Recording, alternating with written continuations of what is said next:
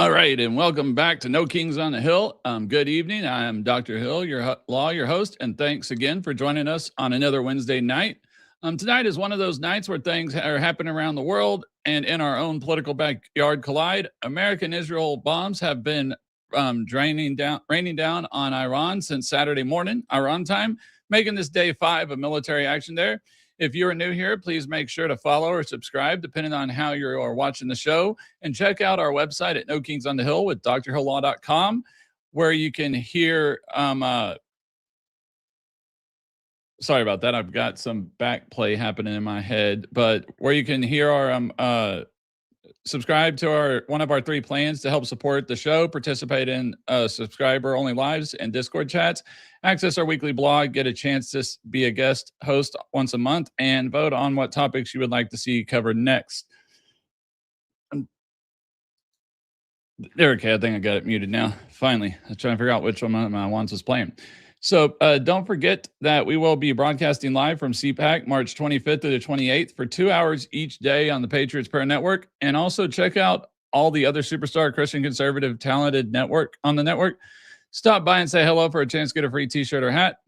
Also, Republican primary voters in Texas, Arkansas, and North Carolina voted yesterday on who they want leading the conservative charge into 2026. We're going to take a very strategic, sober, and honest look at all of this tonight after a word from our sponsor. So let's get going, and we will be right back after that. Heard of Q broadcast? It's taking the world by storm. People are cutting the cord to their high cable bills and moving away from streaming services like Netflix, Hulu, and others for something better. Q broadcast. For just $60 a month, you'll get access to every channel you could ever want, including HBO, Cinemax, and Stars. And the best part, there are no contracts, no hidden fees, and you're free to cancel anytime. With Q Broadcast, you can enjoy streaming live TV, movies, and top series on up to 5 devices at once. Whether you're at home or on the go, Q Broadcast makes sure your entertainment is always at your fingertips. Imagine being able to watch all your favorite channels from anywhere, anytime, without any restrictions. We're talking about thousands of movies, hundreds of TV series, and a huge library of live channels, all in one place. And don't forget video on demand and pay-per-view events. Those are included at no extra cost, so you'll never miss a big event again. Now, take a second and think about your current cable bill. You're probably paying anywhere between $100 and $300 every month, locked into long-term contracts and hit with surprise rate increases. With Q Broadcast, that's a thing of the past. It's just $60 a month. No contracts, no extra fees, no hidden costs, and no price hikes. Why juggle multiple subscriptions like Netflix, Hulu, and cable when Q Broadcast gives you everything you need in one convenient package? People everywhere are switching to Q Broadcast, saving money and getting more content than ever before. So, what are you waiting for? Click the link in the description and sign up for Q Broadcast today. Just $60 a month, no contracts, no hidden fees.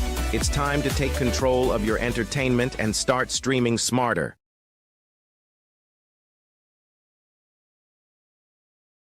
Alrighty, let's get started with day 5. Iran is facing unrelenting pressure. The United States and Israel have hit command centers, logistics networks, and critical infrastructure. The regime is reacting, the region is watching, and the world is waiting. Here at home, Republican voters made their voices heard in important primary states last night. Some races are over, others will head to runoffs. A few could change the face of politics. Tonight, we look at strength in the world, accountability at home, no spin, no excuses, no kings. So let's go ahead and roll on into my monologue, and then we'll get to the debate here in a little bit with Joe, my co-host. Welcome to day 5 of military action with Iran. Saturday morning, Iran time, Israel and the United States began military strikes against regime targets. Specifically, we saw strikes against strategic infrastructure used by Iran's military and espionage agencies. A message was sent, and it was very much not a drill. Right now, 5 days in, things are happening that will change the face of the Middle East as we know it. As they always say, let's begin with what we know. We know that the initial wave of airstrikes targeted 3 broad categories of assets: Iranian Republican Guard Command, munition stockpiles, and supply chain routes supporting Iran's proxies in the region. With those targets being hit, as we know they have been, This is no temper tantrum. This is a mythological dismantlement. The objective, to limit Iran's offensive capabilities outside of its borders. But let's take this seriously for a second. 5 days in tells us what we need to know. Had this been purely punitive, we would have seen operations wrap up yesterday. This simple fact that we are still holding these targets indicates that there is a larger intelligence play occurring as we speak. Or Iran now finds itself in a much larger war with the United States. Let me ask you, if Iran were backing down, would we still be hearing messages like this? No. As it's diminishing, sorry about that. One of my kid keeps unmuting itself. It is diminishing Iran's stockpile of missiles. It is reestablishing a deterrent, or is it weakening Iran's regime from within? Three very different goals, which brings me to the Constitution, because we can't have a conversation about military action without discussing the founders' intended limits. Under Article 2 of the Constitution, the president has the authority to strike back against Iran in order to protect U.S. interests. But what happens when those strikes become prolonged? Now, here is where the narrative being pushed by some media outlets simply does not match reality. The idea that the United States entered this conflict without defined objectives is incorrect. Trump has been very clear about this mission at hand. The mission at hand. We are not seeking endless wars. We are not seeking occupation. We are seeking to prevent a radical regime that has exported terror and instability in the region for decades from threatening our allies and our American interests. Washington looked away for 45 years while the Iranian regime bullied its way further and further into a position of dominance and just kept kicking the can down the road. Regardless of which party occupied the White House, administrations opted to follow the same strategy: delay, negotiate, sanction, and hope for the best, which we knew that was never going to happen. In other words, kicking the can down the road, President Trump decided to stop kicking the can. Frankly, many conservatives are glad that decision was made, and I'm one of them. Because the threat wasn't just what Iran was doing today. The threat was what Iran could do tomorrow if someone did not stop them. I mean, think if they got to where North Korea is with what their ideology is. I mean, imagine a nuclear-capable Iran with an even broader missile program, proxies that have been further hardened by war, and a regime that cheerfully boasts about dominating the region and killing Israel and wiping out America. That would have been far more dangerous than North Korea ever was. North Korea is isolated. Iran is not. Iran has proxy armies spread across the entire Middle East. That's why the strategy we're seeing employed right now aims to prevent the future from arriving. Okay, now I want to correct another narrative that we've been seeing floating around the media universe, and that is that this idea that America's partners in the region have stayed silent. That is absolutely not true. In fact, multiple Arab states have stated quite clearly that they will not continue to tolerate Iran's aggressions. Case in point, the point at which Iran's neighbors decided they had had enough was when Iran began attacking them without justification, just started throwing darts at a dartboard. When Iran bombed foreign capitals, that changed the calculation for countries that were previously sitting on the sidelines. We're also seeing our European allies start to join in too. Suddenly, they realized Iran had not only talked about wanting to dominate, but they were also taking actions that suggested they might actually succeed. Silence has not been our allies' response. Quite frankly, what we're seeing is alignment. Regional governments know that Iran has been the primary driver of instability across the Middle East for decades now. And that has strategic benefits for us. The more involved that regional partners are in degrading Iran's military capability, the less this just becomes America going into it alone, and the more we can frame this as a regional security issue. Now, here is where the narrative being pushed by some media outlets simply does not match reality. The idea that the United States, I don't know what happened with that's something double clipped on my thing, because I already talked about that. I don't know how in the world I had two scripts put in here. I'm trying to adjust something real quick and I'll get back to it. Because this is what I was trying to say. I'm going to read start back here. But suddenly they realized Iran wasn't going out without a fight. Oh, come on. Freaking kick. Quit unmuting. They weren't going out with a fight. They would try to take down other Middle East countries with them and hope they would join them in the fight against the great Satan, as they call America. But luckily, it didn't work. Once the other Middle East countries joined with the U.S., You would think the Iranians would have woken up on their brainwashing and seen that they are the only ones who see America and Israel as the great Satan, not the rest of the Middle East. Silence has not been our allies' response. Quite frankly, what we're seeing is alignment. Regional governments, now that Iran has been the primary driver of instability across the Middle East for decades now. And that has strategic benefits for us. The more involved the regional partners are in degrading Iran's military capability, the less this just becomes America going at it alone. And the more we can frame this as a regional security issue, that changes the game both strategically and in terms of public opinion. Okay, now let's bring it home, because domestic politics does not stop just because the world is on fire. We have a big story tonight coming out of Texas, and it's worth your attention. The primary results are in, and there is one race in particular you need to be paying attention to, which is the Senate race. A lot of Republicans were expecting something different to come out of the Democratic side of this race. Polls showed Congresswoman Jasmine Crockett is a likely nominee going into last night. Well, she did not win the nomination. Instead, Democrat James Tallarico emerged as the nominee to face the Republican candidate in November. And let me be clear, as a matter of pure policy, Tallarico is still a progressive Democrat. His positions on issues like government growth, education, and economic regulation are not going to be dramatically different from that of Crockett's. But politics is not just policy. Politics is presentation. And this is where Republicans should be paying attention tonight. James Tallarico talks very differently from Jasmine Crockett. He comes across as more measured in his tone and more moderate in his style, which makes him almost seem more politically moderate, even though he's not. When you're running for statewide office in Texas, that matters. Voters are often more affected by how things are said than they are by policy itself. And that is why this race just got a lot more competitive than many expected it to be. Couple that with what happened on the Republican side last night. Our nominee was not determined in the primary. Instead, we are now headed to a runoff between Cornyn and Paxton. Texas law states that the winner of the runoff becomes the party's nominee, but that means both candidates essentially enter an intra-party civil war until a winner emerges.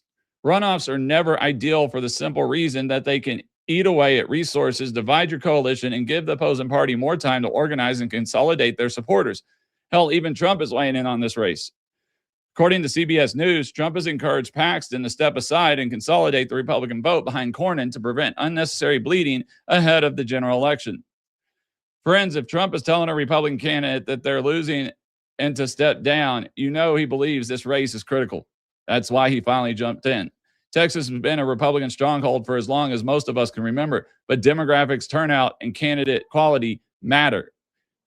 And we're on an off year. The president's not for election either, so that's even bigger.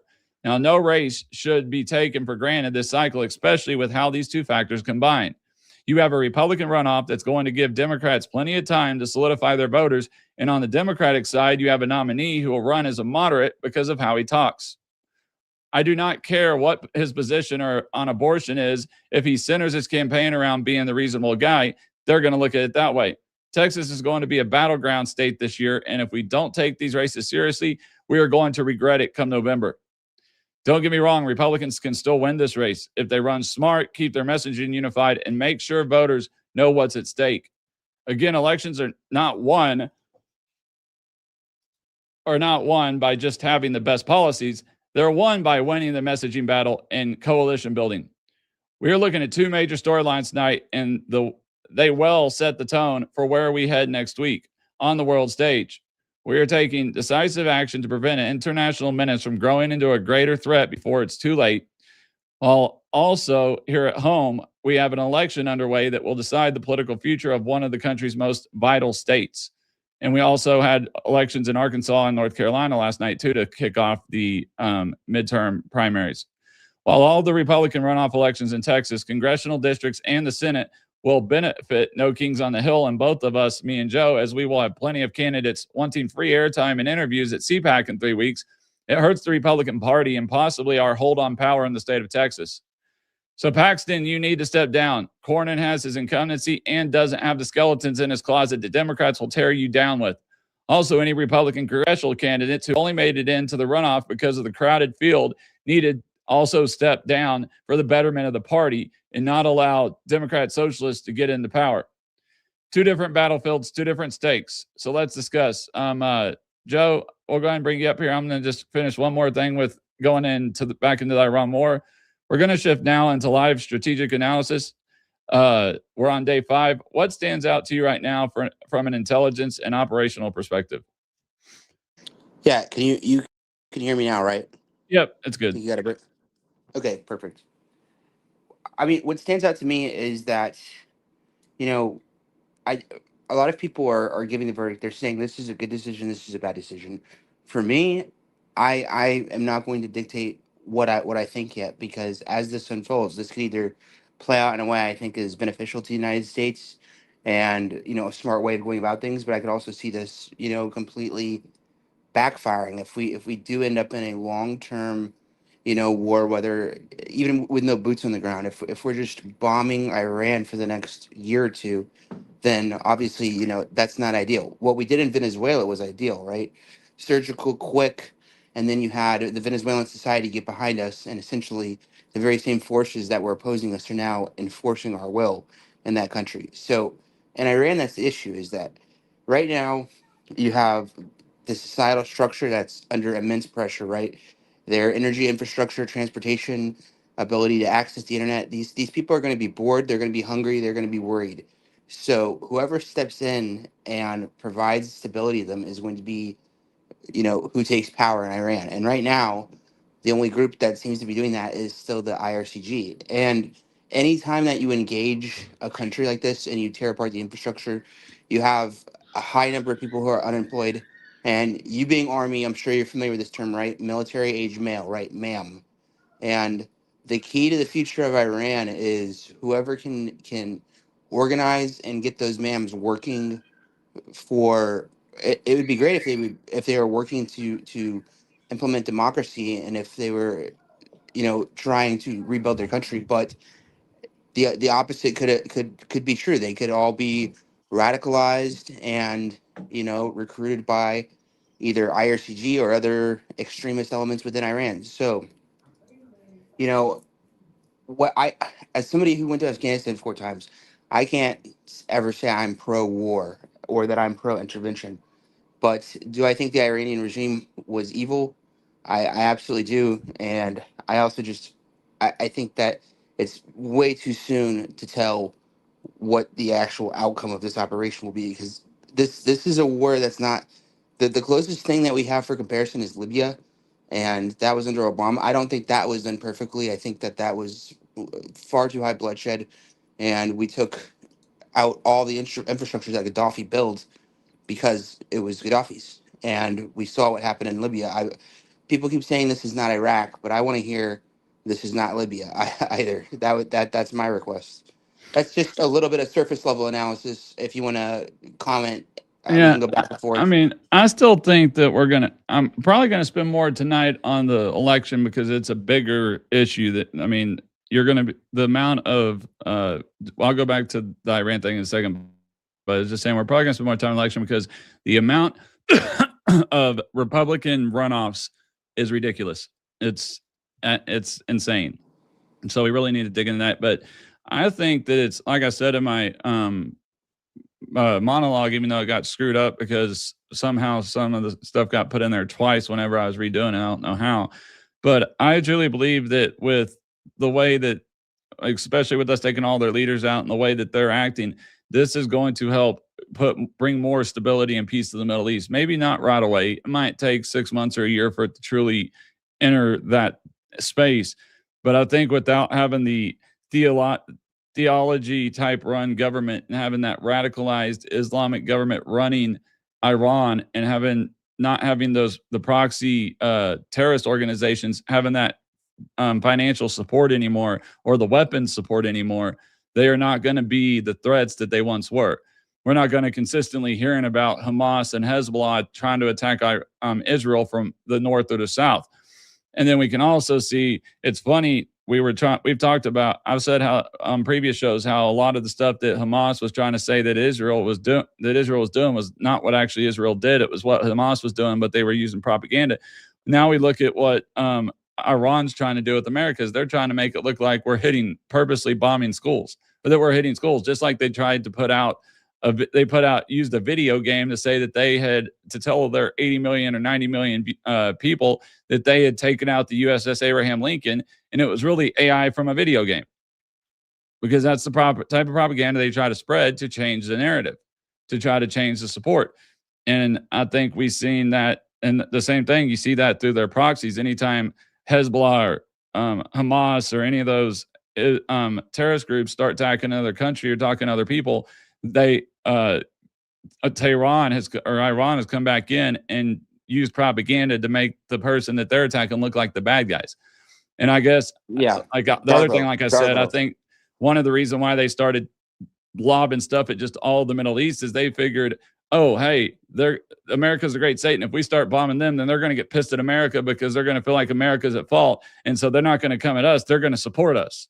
Is probably their mindset, because they truly believe we're the great Satan. But now it's totally backfired on them, because now all those countries like, no, it's not America's fault. It's your fault.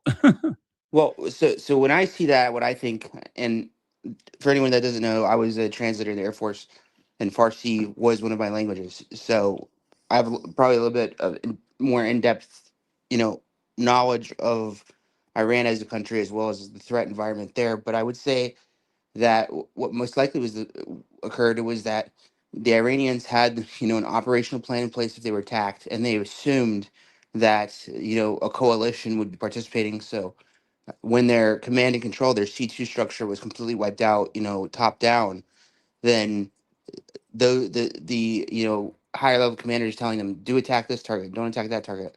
They're not there to do that. So you essentially have, tons of individual cells of the Iranian military that are, uh, they still have this old plan in place, and that's why they're targeting the UK and targeting France, even though those two countries said unequivocally they weren't going to participate, but now they are. So I think it also speaks to the mentality of the Iranian regime. Some of the targets they're targeting high-rise buildings, they're targeting energy infrastructure, they're targeting oil capacity. They're talking about closing the Strait of Hormuz, right? That's what they were trying to do with their navy. Yeah, well, So Iran was actually targeting just anything. I mean, they were targeting malls and too, but also that's why Trump came out and said that if we have to, we'll use the Navy to escort the ships through the Strait of Hormuz. And I think that was less Iran and more the Hezbollah and Hamas, because we've pretty much wiped out Iran's Navy. We've got 17 of their ships now, one sub, and we also sunk one of their ships with a torpedo, which is the first time that a naval ship has been sunk with a torpedo since World War II. well, that's all to say that look at what they're doing. They're maximizing damage to non-military targets. They're trying to inflict as much pain as possible. I think it is backfiring. I think one of the things people don't realize is that obviously Iran is Shia. Majority of the Middle East, the majority of Arab and Muslim nations are Sunni, and that division also came because the Persians never wanted to be conquered by the Arabs in the first place.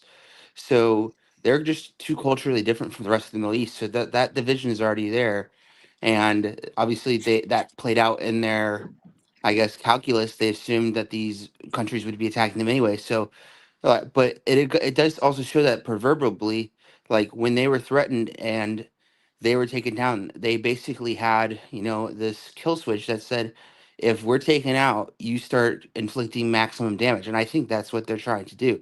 So then you have to ask yourself, if they were ever to have acquired a nuke, what would happen, right? So we've seen it. They gun down civilians in the streets. They're not afraid to target non-participating countries, right? So like I'm not saying that they're acting irrationally either, because obviously, like when you're faced with imminent destruction, imminent threat, like you have to respond in a certain way and make it clear. If you do this to me, I'm gonna even if I go down, I'm maximizing damage. So actually, the way they're behaving is rationally, but at the same time, you don't want them to get possession of the weapon, right? Ever. So again, I can't say I'm pro intervention. I can't if this goes like Venezuela does, I'll be extremely supportive in retrospect. Right now, I'm holding my breath, and we could definitely switch to the election. Sorry, I just that's obviously that catches my attention more, the Iran topic. But I do have some thoughts on what you said about the election. If you want to switch back to that. Yeah, we can go ahead and get to that, because I mean that's the big thing we got coming up. Now it's time to focus on Texas. While we've been focused on foreign affairs, something major just took place in Texas. Most of the Republican primary races in Texas were determined last night, but several did not meet the 50% mark required to win, outright triggering official runoffs this May. And this is significant. Under Texas law, no candidate can win a primary if they do not receive more than 50% of the total vote. If they do not, the top two candidates face off in a runoff election. Campaigns are revitalized, coalitions are made and broken, and momentum rules. Tonight, we're watching the races that will head to. Last night, we watched races that will head into a runoff to determine the Republican candidate. Senate race is headed to a runoff. Now, let's start with the U.S. Senate race. Since no candidate won a majority of support, the Republican nomination will be determined in a two-person runoff this May. What you can expect to see over the next few weeks is each campaign solidify their endorsements, continue to raise money, and turning out support for the Republican base. Turnout for runoff elections is typically much lower than in general elections, which is why ground game and voter enthusiasm are paramount. Plus, with Democrats already rallying behind their candidate, the GOP needs this runoff to empower their general election contender, not hinder them. And so that's what the issue is going to be and that's why Trump came out today. I gotta switch to the shared page, and then I gotta do my, so it gets, there we go. I'm trying to get that page off. And then I'm going to go ahead and bring up the shared page. Let me get over to my election results. So last night in the Senate race, James Tallarico won handedly by a good different percentage. Of course, Jasmine Crockett came out and blamed that, the system was rigged and blah, blah, blah, blah, blah. And I'm sorry, but Jasmine Crockett, if we wanted the system to be rigged, you would have won because Big Bird could have beat your ass. Well, that's pretty stupid of her to say when her entire party platform for the Democrats is, oh, all elections are fair, we don't need voter ID. And then you see them infighting like this in their own primary. It's just like, okay. It just because, and honestly, I would have preferred to have her win the primary because I think she's a more easily defeated candidate in the general election than James Tallarico is. But oh yeah, and that's what I was saying is like he comes across as this more Christian or more faith type person. He's a whole lot better of a speaker. He's not all vim and vigor and cussing and yelling and just everything, all this. He's way more tamed and way more moderate. And people will look at him as a moderate Democrat, even though his policies are nowhere near moderate. He just comes across as a moderate. And so that makes it definitely a whole lot more scary. And especially if you've got Cornyn and Paxton tearing each other apart for the next 2 months, 3 months, and running against each other, tearing each other down, spending all this money to get the final spot, then that just gives Tallarico more. He's already run right now. He's just running his campaigns, raising money, waiting to see, just running general anti-Republican campaign stuff and pro-him stuff, waiting to see which one's going to come out on top. And then they're going to use anything that they say against each other during the election as against them. But the problem with Cornyn is that he's already proven that he's a rhino.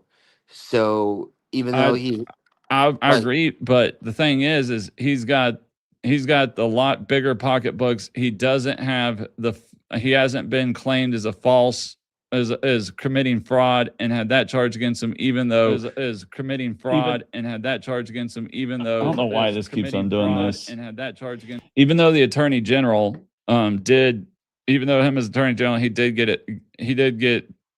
it was given back, like he was given he's not fully acquitted. impeached. Yeah, he was acquitted. Yeah. He was acquitted from it, but still that's something they can run against him.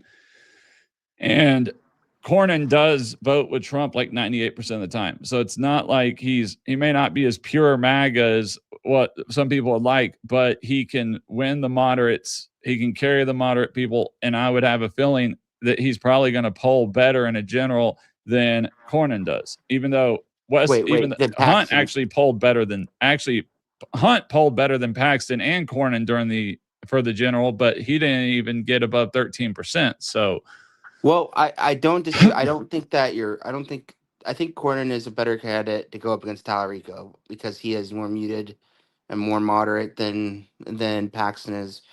But the thing about Tallarico that I think people should just remember is that we've seen these, polished, I want to just call it like corporate, like cookie cutter Democrats before. Like this guy, he's saying the right things.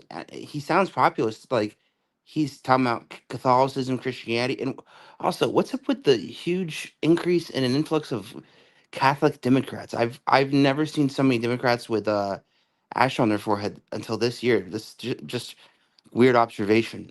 Maybe it's just you haven't really paid attention, but I've always noticed a bunch of Democrat Catholics. Maybe they haven't paid attention, but I think that they're pushing back against the more radical wing of their party, and they're getting more airtime than. I just think the last 4 years they just weren't as represented, even though they're an integral part to the Democrat Party, right? yeah, JFK was a Catholic too, right? Party, right? yeah, and then It's also doing if it I was, again. yeah, no, I'm gonna just. I was trying to. Nobody's commenting in there right now, so I'm just gonna turn it off of Kick so it doesn't play. But yeah, no. If you look at this map right here, if you look, the dark reds are where Cornyn won, the counties that Cornyn won, and if you notice, Cornyn won all the major city stuff. Like he got all the high population areas, where the lower Ken Paxton won. So Ken Paxton got the country, rural, true Republicans, like deep Republican MAGA conservatives, but Paxton got the big John Cornyn got the bigger major cities, higher populated areas, which tells me that he's a better candidate for the general, because that's where you're going to need to win votes in order to beat Tallarico, because he is the more, even though he's not really moderate, he's the more moderate candidate as far as the way he comes across.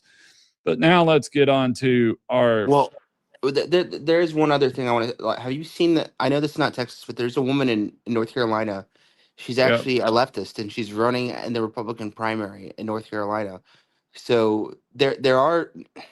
I mean, I'm not saying this is Cornyn, but I just don't like the fact that he was blocking the Save Act. Like the whose team is he really on at the end of the day, and that goes down to the Supreme Court too.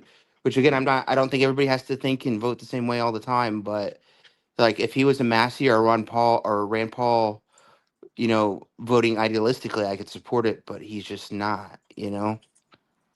Yeah, actually, that's one other one I wanted to just look at and cover real quick. I want to see if she won or not. It looks like right now that, yep, she is going. No, I don't know. So I was trying to figure out if she won or not. I'm not seeing it. Let me Google it.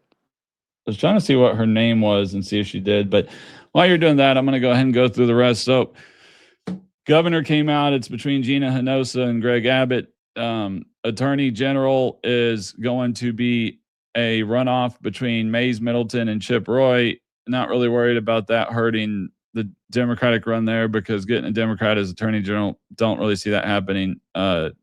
Chip Roy did give up a congressional seat to get there. So that's that. And then comptroller is that's a projected nominee. Lieutenant governor is projected nominee for Republicans.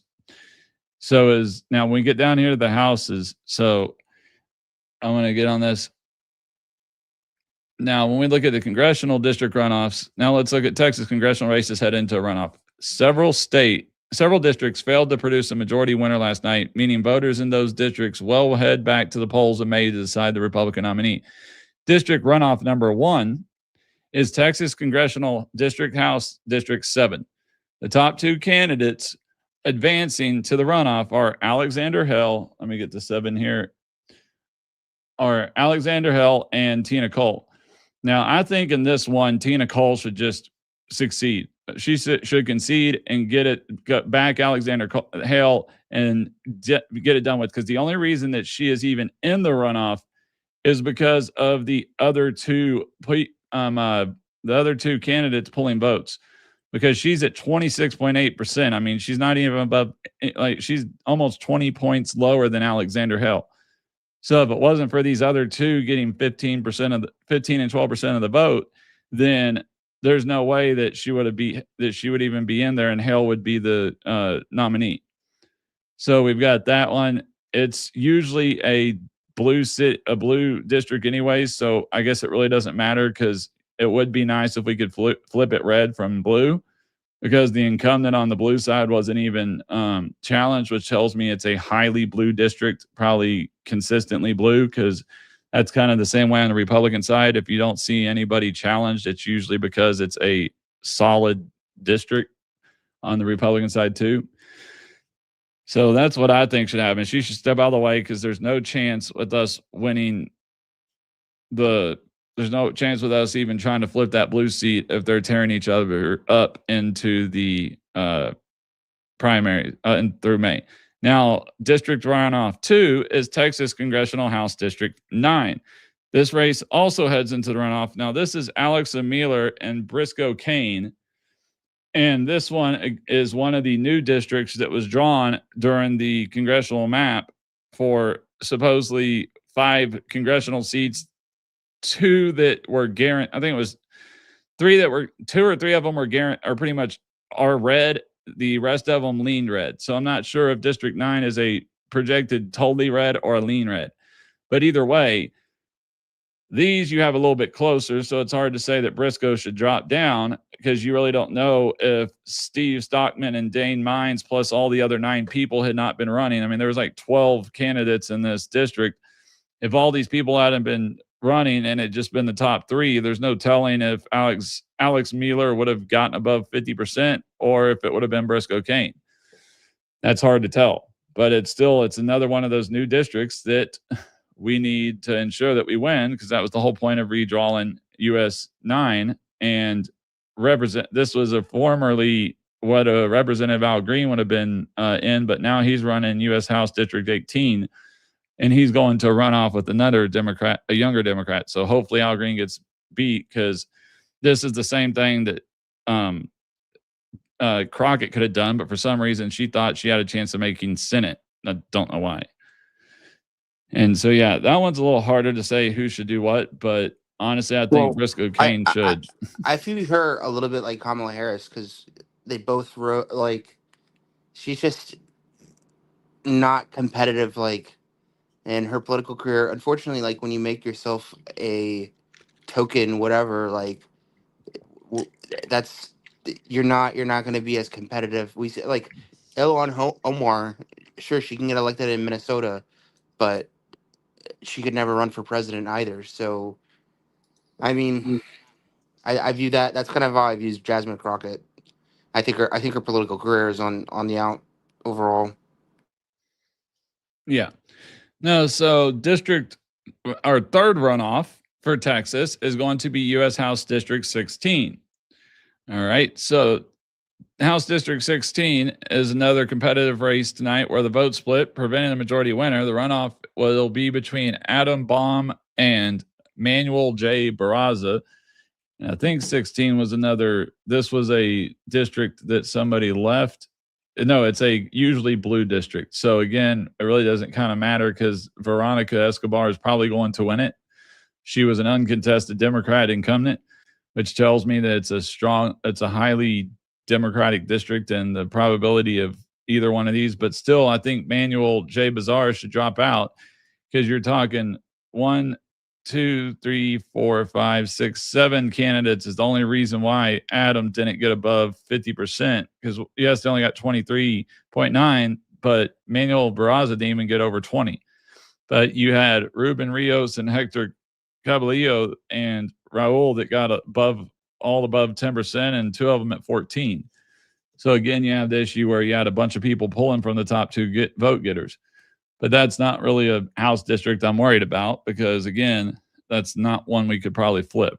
I don't see this. I still just don't think that Beto O'Rourke had everything going for him that James Talarico does. I mean, probably more in Texas, because Talarico, I guess he's Italian, but Beto O'Rourke obviously Latino. So I don't know. I still think Republicans. I don't think this is the year that Democrats successfully flip Texas. No, I don't think they will. I'm just saying, with all of these, I'm less worried about the Senate race and more worried about the congressional races with as many runoffs as we have. And that's why I was saying earlier, the election in Texas is going to greatly benefit us in our show come in 3 weeks when we go to, or at least when I'm there and you're come streaming in live. But you're talking like 7 times 4. I mean, 7 times 2, you're talking over 14 candidates that are going to want and need all the free airtime they can get in all these district runoffs. So, yeah, it's going to be great for us, but it's not necessarily great for the Republican Party because of that. So, the next runoff district we have for runoff number 4 is U.S. House District 23. So, this runoff will be between Brandon Herrera and Tony Gonzalez. Let me get down to 23. So this is another one of the newly drawn districts where this is a Republican district. So Tony Gonzalez is an incumbent. Brandon Herrera was the new challenger. Now, again, if there hadn't been 4 people in there, maybe Brandon would have won. Who knows? It's pretty close. So I don't know if you can really ask the incumbent to drop out here, but and if I got to remember where District 23 is, but I think it's a highly Republican district. So I don't think it really will matter.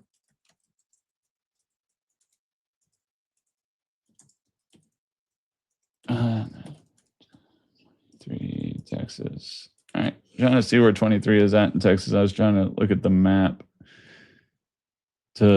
I don't think that in North Carolina. Now they're framing it as a protest. Okay, so yeah, he's in a highly Republican area. It goes from, well, not super highly. It goes from the west side of San Antonio, covers all of Big Bend, and because that area is very, very sparsely populated, and then up to El Paso. So this would have been what's his name's district? Beto O'Rourke's district, actually. So this district could go blue again. So yeah, we definitely don't want, again, if the runoff gets too tight, too bad here, too just vicious and visceral between the two of them, this could hurt it and make us lose a red seat, because this U.S. House District 23, if I remember correct, unless they redrew the district that was in, unless El Paso used to be a different number district. I know that Beto O'Rourke served for El Paso because that's where he was from, and that was his district. I mean, obviously, you can run anywhere in Texas. You don't have to live where you serve, but I'm pretty sure he served El Paso in that area. So, yeah, that's a lot. And like I said, we've got, and then we got another district runoff, which is U.S. House District 30, which is one of the new drawn districts. Actually, no, this is Jasmine Crockett's district. So this one here we may or may not be able to fill because they did redraw the district. So District 30 is not necessarily as blue as it was as when Jasmine Crockett won, which I think is why she was afraid that she would get the win or not. Who knows? But so there is a chance that we could win District 30 back if Everett and Sheldon don't tear each other apart too much. And then so we've got a total of 7 just to get through it. That's House District 30. And then we also got House District, I think it was 33. No, it was 35. So yeah, we also have House District 35, which is going to be between John Julian and Carlos de la Cruz. There was over 11 people that were in that there. Stephen Wright was the guy that I was trying to get an interview with, but he didn't even get 4%. And then we also got U.S. House District 37 between Janelle Gary and La Pura B. Pena. So District 30 was one of the newly drawn districts. 35 was, So that one doesn't have an incumbent, and it actually has a runoff in both the Republican and the Democratic Party. And then now we've got the final district is House District 38, which was Wesley Hunt's district. So the incumbent was a Republican. but there's no telling who we're going to end up with winning that. So we'll have to see. Again, they've got Democrats declared, won it handedly. This one, I think Shelley DeSalvo should drop out because she only got 18. John Bannock had 46.8, which means he almost got the 50%, but there's 11 other people.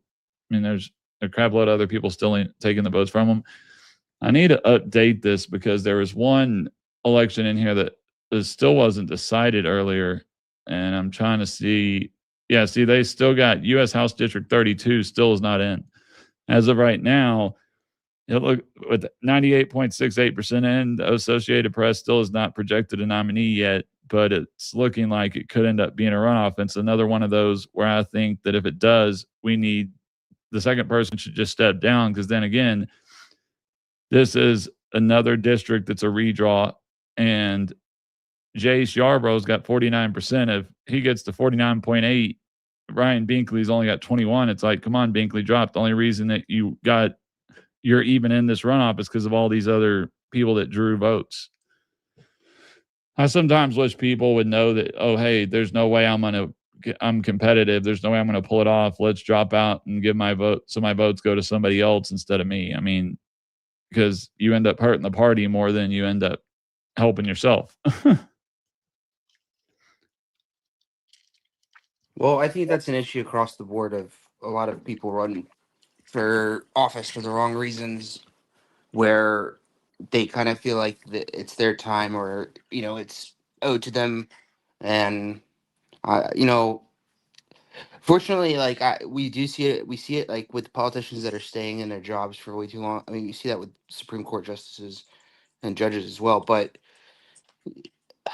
even like obviously we see that on the Democrat side too, where again Crockett was running because obviously they redrew the congressional maps in Texas, and she felt entitled to the seat. I think. Well, she still could have stayed in her district. Like her district didn't disappear; it just wasn't the same as what it was. She still had District 10.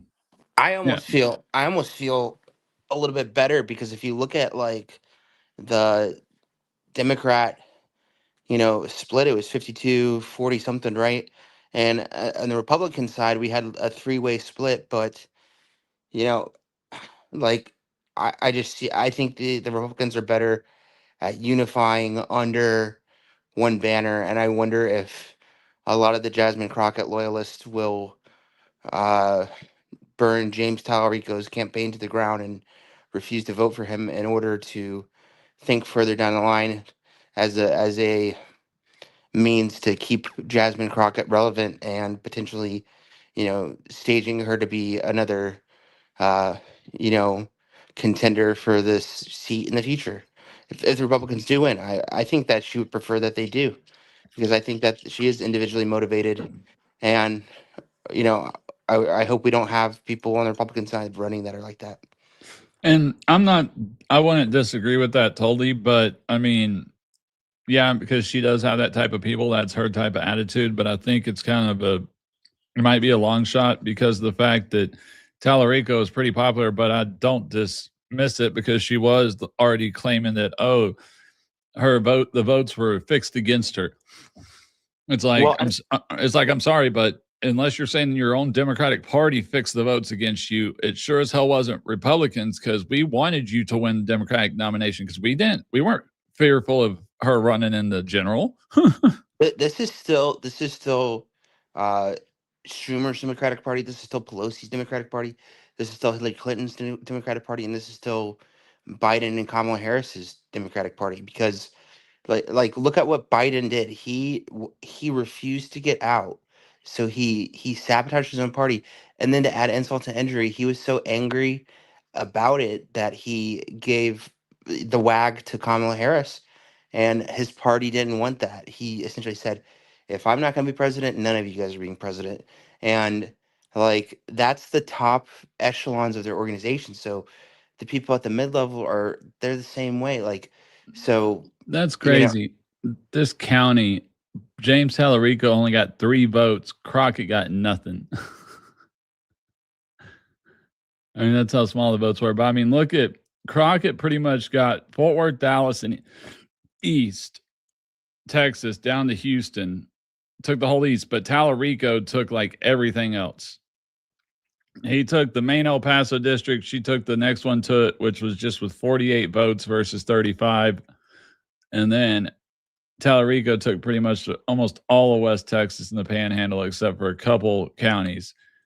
Crockett only took the far left counties. I mean, the far eastern counties, which is kind of funny to look at the map that you see how much she got east versus what John Cornyn. Now, the only thing that is noticeable is John Cornyn had 900,000. Paxton had 8. Wesley Hunt got 200. Then you had all these other votes spread out. And so neither one of them got over 1 million votes. James Tallarico got 1.2, Crockett got 1.68. But you got to look at the fact of, look how many candidates were in the Republican primary. So it's still not necessarily that much more Democrats voting in the primary than Republicans, but you definitely had a whole lot more Republicans running in the primary than you had Democrats. And some people run just because they want to put on their resume that they ran. There's consolatory prizes to running for a House seat or a Senate seat. I mean, just to be able to beat, even if you were somewhat competitive, that can get you like media positions or like appointments in certain stuff. I mean, there's a lot it can do. So yeah, they even position themselves as, experts later on, or you know what I mean, advisors, political advisors. Yep, and that's what I'm saying is, so there's sometimes it's for the wrong reasons of why they do it, but they can still do it because but it screws the party whenever they do that. So the total votes for Democrats for Senate was 2.3 million. Currently is the total is 2,311,604, and then Republicans was 2,161,938. So 231 is trying to do this, 604 minus 2161,938. So 149,000 difference. 140 currently the Democrats have 149,666 more votes than Republicans on the Senate seat. Now, obviously, the votes are not in at 100% yet. That's 98.21% for Democratic vote count, 98.05% for Republicans. Wesley Hunt, I don't know why he just didn't stay in the House seat, because I think that what hurt him is the Republican Party had even told, like, party leaders had told him to stay in the House because he had only served one term. They're like, you need to stay in the House another term. And he felt like he needed to run. But the party had kind of labeled Ken Paxton as the next, and that's what I think the big thing is, because if Hunt hadn't been there, Paxton probably would have won. Because everybody who voted for Hunt would have voted for Paxton if it was against Paxton and Cornyn. I mean, this Sarah Kennedy and Anna Bender and all these other people, John and Virgil, there's no way they would have gotten, 9,000, 9,000, 15,000, 24, 26. None of them were even competitive. But there's also a different calculus that goes into there. People voting in a primary is not necessarily indicative of what like general election turnout will be either. Oh yeah, no. It can be a big difference that it's a lot of people don't turn out. Like, this is my first primary I ever voted in. I've always just voted in the generals, not voted in the primaries, because I didn't really care who was on the Republican ticket at that time, as long as it was Republican. But now that I'm more into politics, plus that I'm doing podcasts and lives and literally telling people they need to go they need to go vote, it's kind of be hypocritical if I didn't go vote myself. That'd be kind of crazy if I don't vote myself.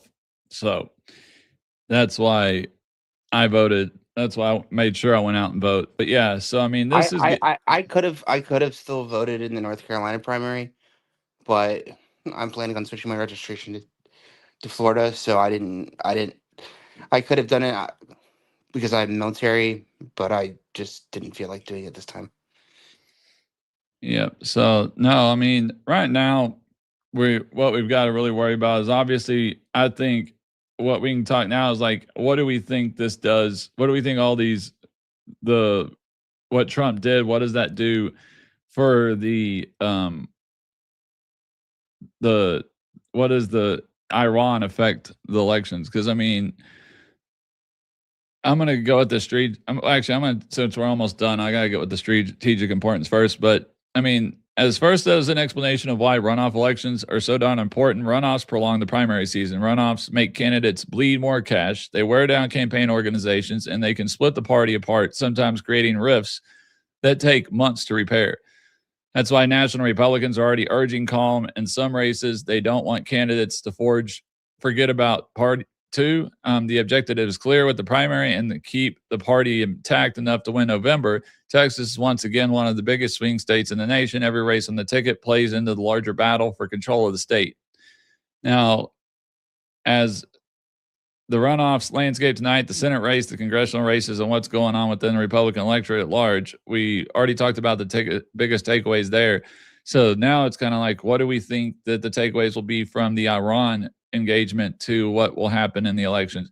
Because I believe that what hurt now the split, the polls the first day, like on Sunday, the polls were pretty bad for Trump. Now they're split 50-50 down the middle. And that's because when everybody tried to go out and ask these polls on Sunday night or Saturday night or Sunday morning, nobody had really gotten the full gist of what the plan was, what the actions were. Was this another um is this another Afghanistan or Iran where it's a 20-year war, or is this going to be a Venezuela type thing? Obviously a little longer because you're talking about 90 million people in a country that's way larger than Venezuela. It's not as easy as just going in and taking the leaders out in the middle of the night whenever they've got ballistic missiles and stuff, which Venezuela didn't. So, I mean, obviously it was a little more, but I think this will, now that people, especially if they get the Strait of Hormuz under control, I think this will end up benefiting the Republican Party even more come midterms. It's gonna make or break midterms for sure. I think you're right on that, and I think it all depends on how it plays out because there is a large anti-war, anti-intervention wing on the Republican Party that's not too stoked on this. So if we get in and get out, it'll be beneficial. But if it goes too long or there's just no clear objective, then it's going to be detrimental. And let's hope it's more like Venezuela than it is Libya. Yeah, I think it is. I mean, I think now obviously the goal is to either have somebody in there take over that's obviously less radical and stuff and kind of the Venezuela plan, or to support factions within to have let the people come over and take over their country back. And then obviously the most beneficial thing would be is that those people don't help that those people don't be their friends or friendly to the United States versus China. Because obviously another thing I saw this morning is they're talking about how bad this is for China, because this is showing that nobody's going to see China and Russia as the big protectors anymore, not when we literally destroyed all of their weapons. Because literally obviously I'm sure they didn't give Iran their best weapons, but still we went through their weapon systems like crazy. I was talking to Rebel Intel earlier today. This is one of the things is that people China might compare to us in terms of economic output, but even then their economies mismatched. I've always said that. But the thing is, like when it comes to military capabilities, I I can say, having seen firsthand our military capabilities, I don't think they are our competitor. I don't think they're our near rival, and the technology that they do have and they've been able to mass produce, it usually originates from the United States. And there's a certain the way he phrases it, he called it a security dilemma, where i- if there's no peer or competitor out there that has a fifth generation fighter, why do we as a country, what's sparking us to invest in a sixth generation? Nothing. So some of these leaks are coming out, but to kind of allow a competitor to emerge to keep justifying us spending money in the same area. So this is all political economy. This is all, centers of power, what they're interested in. And the military industrial complex, it's hard for them to invest another trillion into us if China's not, even on paper, a competitor to us. But they really aren't. I truthfully do not believe they are, and I don't think they ever have been, and I don't think that they will be, and I don't think that we would allow them to get there. And that's what we're proving right now, is that we aren't. This is exactly what everything we're doing is to organize and prevent them from becoming, a rival hegemon. Yeah, and I think that Trump had to do this because, like I said in my monologue at the beginning, is that Iran is not North Korea. North Korea is isolated. Them getting a nuclear weapon is pretty much only bit they're going to use it if somebody tries to mess with them or go into their country.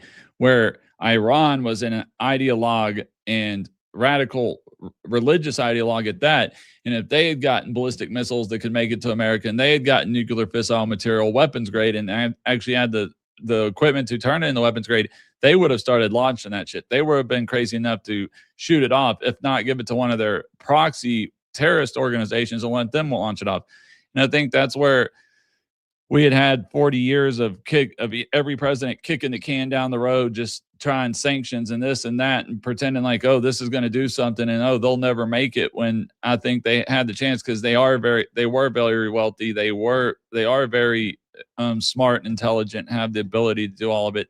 And while some of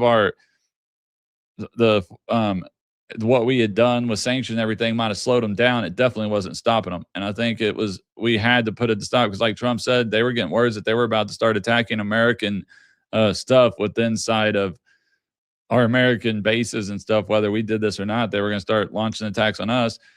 And so we had to stop that. Like, what's his name said on my live the other day is that they were working on multiple, like whatever type warheads that can launch not just nuclear material, but also chemical weapons. And that they were working on that type of material and they just wouldn't stop. And somebody finally I heard that rumored.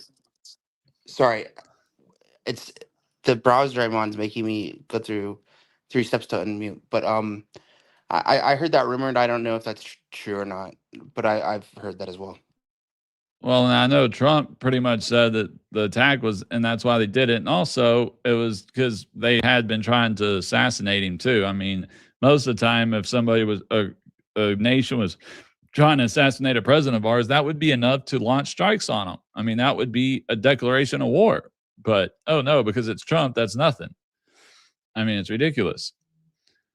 But just so we don't go too past for the I gotta get going. Well, okay, I was gonna say we could keep going. I was just gonna do the closing and then, but if you need to get going, that's all right. Then I'll just do the closing, and because we're already over our hour. So if you want to go ahead and get going, you can. I'll close it out, and we'll see you later. All right, later, man. All right, so thank y'all for joining in to No Kings on the Hill tonight with Dr. Alon, Josie, and Claire. Please leave your reactions in the comments. What side are you on with Iran military action, limited action, or drawn out war? What is the main takeaway that surprised you tonight? Don't forget to follow us on YouTube, X, Kick, Facebook, and TikTok, and hit the Patriots Prayer Network on Rumble, X, and Facebook. Hit the notification bell on YouTube so you don't miss our weekly episodes. Or check out our website, No Kings on the Hill with drhillaw.com, where you can find links to all of our social accounts, or sign up for free level to access our weekly blog, or for our bronze, silver, or gold level plans, where you can support our content and get access to subscriber-only lives, Discord chats, chance to be a guest host, and vote on the next topic we cover. I'm Dr. Hillaw. Hope to see you on the Hill next week. And this is No Kings on the Hill, and good night.